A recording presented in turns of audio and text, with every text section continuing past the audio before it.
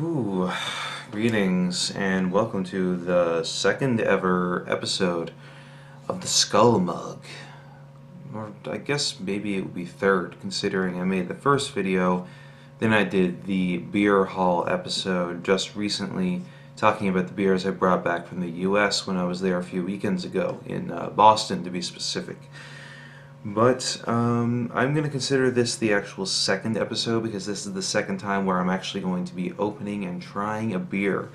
And I really should have done this a few months ago because this beer has been sitting in my fridge for a while and I do kind of already know how it tastes, so I'm not going in blind. This time we're doing the St-Ambroise Cituille, which is essentially a pumpkin flavored ale. So of course, as like the rest of the beers from St-Ambroise, I'm not entirely sure how to pronounce that, by the way. My French is really, really bad. This is brewed by the McAuslin Company, which is based here in Montreal. Actually, I have walked past their brewery on more than one occasion and know exactly where it is. On the back it says, brewed just once a year, the great St-Ambroise Pumpkin Ale returns this fall to bewitch beer lovers with a savory blend of pale and caramel malts, hops, pumpkin, and spices. If you enjoy the out-of-the-ordinary, this seasonal offering will be sure to please you. The ingredients, of course, are water, malt, wheat, hops, typical beer. Then there's cinnamon, ginger, nutmeg, cloves, and pumpkin, which all sounds super delicious and super in the Halloween theme, of course, which is why I really wish that I had tried this beer a long time ago, like back in October, but, you know, better late than never, right? And hey, the cinnamony tastes, I feel, are still going to be very reminiscent of the holiday season. I'm filming this, of course, on December 17th, so Christmas is not that long away. But here we go. I'm going to open the beer. And already right from the beginning you get that like really awesome scent of spices and pumpkin that just kind of punches you in the face as soon as you open it. Yeah, it's really good. So, here we go.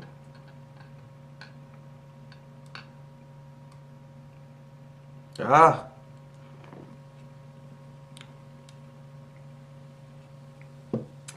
I'm still working on my my beer pouring techniques. I'm still not very good at it. But, you know, one thing at a time. Nothing wrong with learning things through a process. But, of course, again, here in the titular skull mug, we have the St-Ambroise Pumpkin Ale.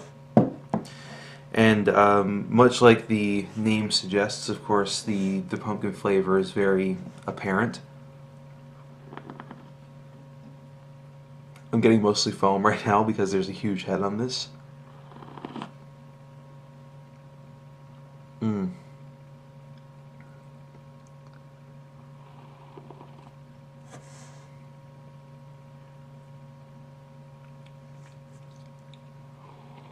Mm. Okay, there we go.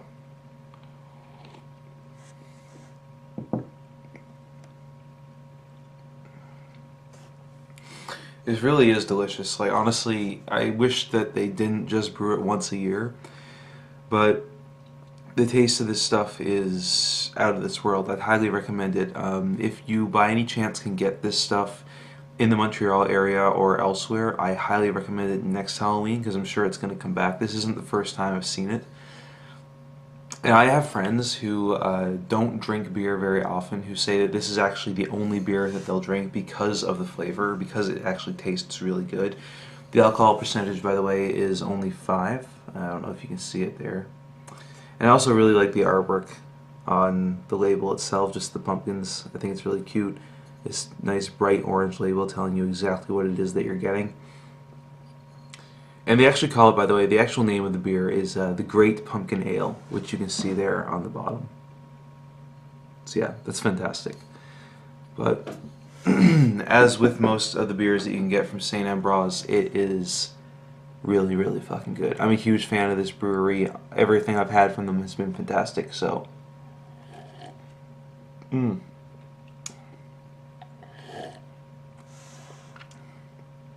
is some delicious stuff.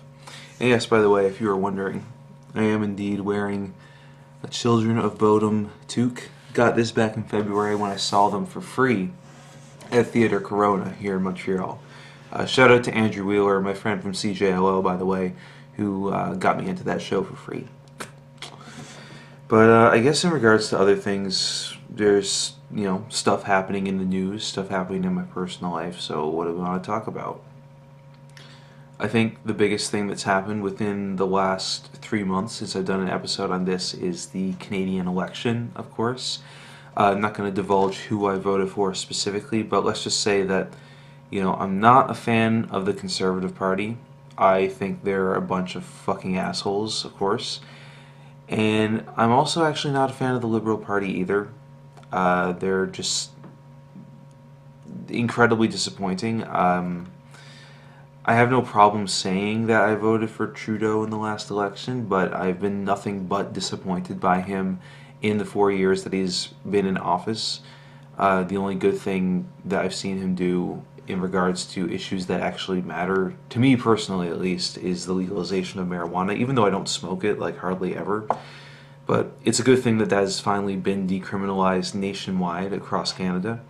But when I take into account other things, that he's just been an incredible disappointment on things like, the Kinder Morgan pipeline in British Columbia, which is a totally disgusting and shameful affair for all parties involved. The complete disrespect of Indigenous communities out that way. It's honestly fucking disgusting. So I'm really, really disappointed that we're having to endure another 4 years of the same old bullshit. But it really doesn't matter who gets in power, does it? Because whether it's Andrew Scheer, who, by the way, just stepped down a few days ago because of a pretty horrible controversy in which it was discovered that he was using party funds to actually fund his son's education, which, of course, is not kosher. So Andrew Scheer is a prick, Justin Trudeau is a prick, and you can say what you want about Jagmeet Singh and Elizabeth May, of course, but at the end of the day, they're politicians, and all politicians are snakes. So no matter what they say behind that podium, no matter what they say in the debates, they really are only in it for themselves. And while I do have a lot of faith in Jagmeet Singh in that he's not as bad as everyone else, you have to be a particular breed of person to get into politics in the first place. At least to get into politics where you're actually at that level of running for the position of the leader of a free country. So those are my thoughts on the Canadian election. It's just another 4 years of the same old fucking bullshit. But I mean, who's really surprised at that, right? Aside from that, we also have, I think it was last month. Yeah, it was November, right? When Don Cherry of Hockey Night in Canada fame, former coach of the Toronto Maple Leafs? I actually don't even fucking know because I don't watch hockey, nor do I give a shit. But I used to watch Hockey Night in Canada when I was a kid with my dad, because my dad is obviously a huge hockey fan, being just Canadian. He loves the Toronto Maple Leafs. I guess it's kind of ironic that I'm living in Montreal then in that case. But he said some things that were not so nice about basically foreigners, immigrants coming to Canada and not understanding the concept of the poppy or Remembrance Day, and he referred to them as you people, which a lot of people consider to be kind of a racist epithet, especially when it's coming from an old-ass white dude like Don Cherry, who, I think he's almost 90 at this point. So I'm honestly, when this controversy happened, the first thing that came to mind was Don Cherry's still alive? I thought that motherfucker died years ago. I don't know, but I was completely shocked to find out that he had actually not died yet. But in regards to what he actually said, I mean, yeah, it's kind of a shitty thing, but is anyone really all that surprised? Not that that excuses anything that he said, but I don't know. He's an old-ass fucking white dude who's almost in his 90s. Can't say that I'm surprised by anything that he said. But, people say that, some people say that he has a point, talking about how people who come here should pay homage to veterans, of course, and learn about Remembrance Day and understand the meaning behind the poppy. And I don't necessarily have anything against that, except that I kind of do, because when it comes to the military in general and soldiers, I talk about this with my girlfriend a lot. We kind of see them as victims, and that's how I feel most people should look at them, because in a perfect world, of course, we wouldn't be killing each other over these stupid, horrendous things. Like World War One was basically just a dick swinging contest between all of the world's all of Europe's empires, just finally reaching this point of tension where all things, like all the bridges were just burned and everything broke, and all of a sudden all these empires were fighting for dominance of the globe, and then none of them really won. None of them came out of that keeping their empire. They all failed, really, at the end of the day. And at the end of it, what was all that death for? It basically was for nothing. And in fact, that war indirectly led to the Second World War, of course, because of the Treaty of Versailles that fucked over Germany and really allowed the Nazi Party and Adolf Hitler to take power and, of course, start the Second World War. So when I see stuff like that, and of course then you have other things like Vietnam, which was essentially just the United States looking for an excuse to indirectly wage war with the Soviet Union, and again, just in another dick swinging contest. So when I see that, people have this idea of soldiers being like this really honorable class of society where they're, people. It's like they're made to believe that they are actually, in fact, fighting for peace or fighting for our freedom, when in reality they're not. Usually they're more often oppressing other people, and they're not really fighting for our freedoms at all, especially when our personal liberties here at home, both in Canada and the United States, are continually getting more eroded with every year that goes by.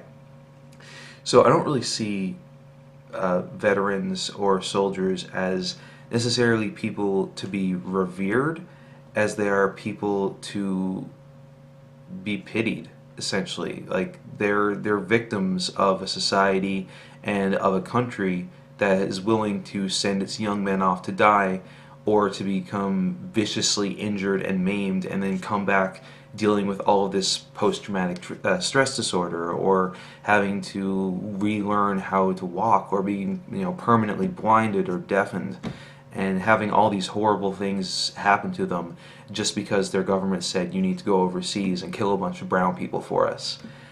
So when I see people say things like that, that people need to learn and understand the meaning behind Remembrance Day, I get it, because of course it is an important holiday to remember all of the people that died in these wars, but I think it should also be acknowledged that these wars are horrifically pointless, and that there was no need for any of them to happen, and that millions upon millions of people died senselessly, basically for their governments.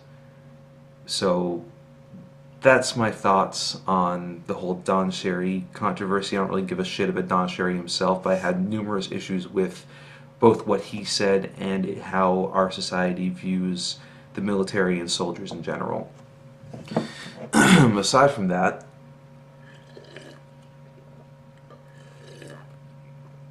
this is really good.